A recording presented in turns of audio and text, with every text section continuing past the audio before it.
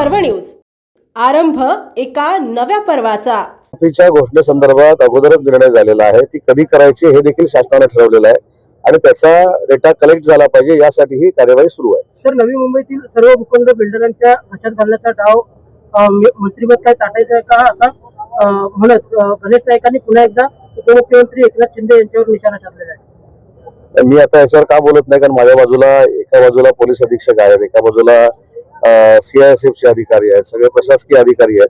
त्याच्यामुळे मला राजकीय बोलणं उचित वाटत नाही, पण मला थोड्या वेळाने संध्याकाळी रत्नागिरी झाल्यानंतर हा प्रश्न जर विचारला तर याचा मी चांगल्या पद्धतीने उत्तर देऊ शकतो, ज्यांनी कोणी म्हटले त्यांना। साहेब, नवीन तुम्ही एक वाक्य बोललात की वेगळं अभियान आणि त्यात तुम्ही सहभागी झालात, SP साहेबांपासून सगळेजण सहभागी होते।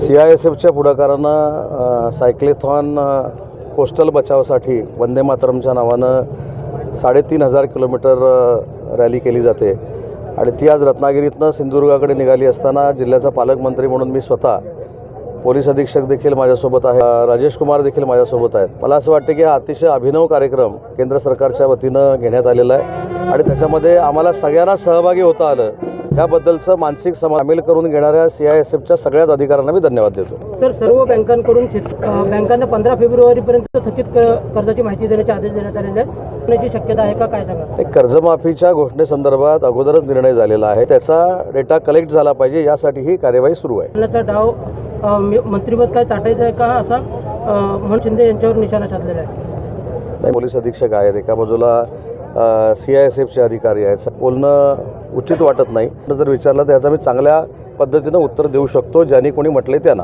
साहेब, मगाशी तुम्ही एक वाक्य बोललात की हा बघता या जवळजवळ 8 ते 9,000 मुलांच्या पुढे असं तुम्ही चांगल्या पद्धतीनं कार्यक्रम रत्नागिरीच्या प्रशासनानं घेतला आहे, CISFनं टीका केली नाही, उलट आपण सगळ्यांनी त्याच्यामध्ये अजून हा कार्यक्रम मोठा कसा होईल यासाठी बघितला पाहिजे।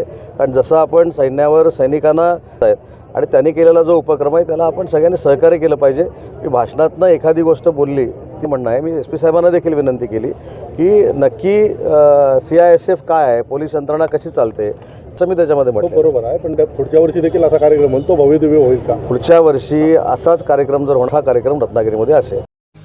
पुणे शहरातील आणि जिल्ह्यातील महत्त्वाच्या आणि ताज्या बातम्या पाहण्यासाठी आजच आमच्या आरंभ पर्व न्यूज चॅनलला YouTube वर सबस्क्राईब करा आणि बेल आयकॉन प्रेस करा।